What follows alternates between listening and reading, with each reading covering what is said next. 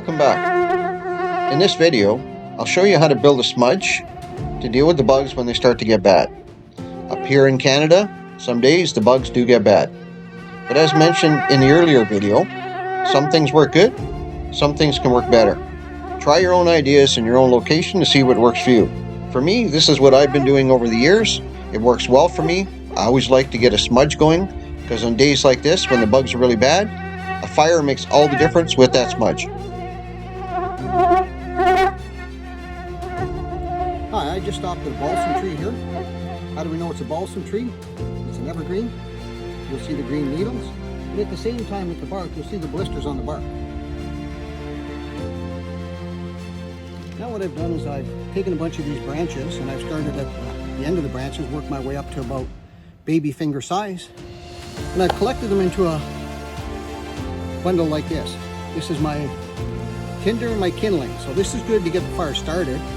And it's dense right now, so I can open it up and add a few pieces to it to make it ignite a little bit better. It's been raining very hard last night, so everything here is wet, but we're still going to make it work. So all this came from stuff like this. So now you can hear it's raining a little bit. It's only going to help with wanting to get a fire going. But because it's wet, sometimes you need something to get the temperature up a little bit more.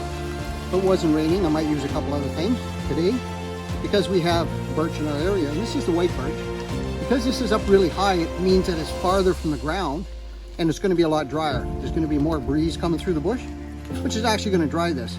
So I'm going to take some of this birch, going to add it to this pile and get our little fire going.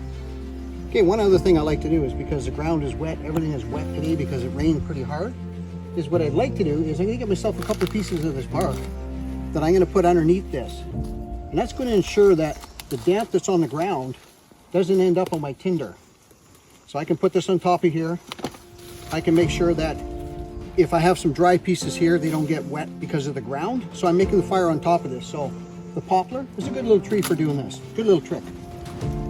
So even on a wet day like it is today, it's been raining quite a bit last night and it's starting to rain again. Everything is pretty much soaked. So I've got something to get me off the ground. I'm going to use my flint and steel and try to get this fire going.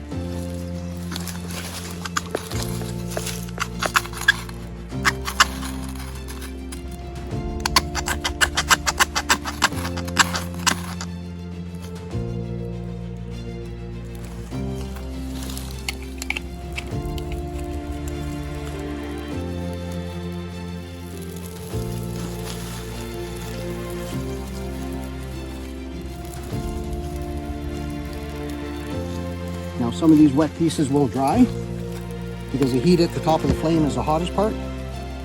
So this is a little bit of a drying stage. It takes a little bit of heat away from the fire. There's still enough heat in there to dry it out. Then I'll take a couple of these dry pieces on top.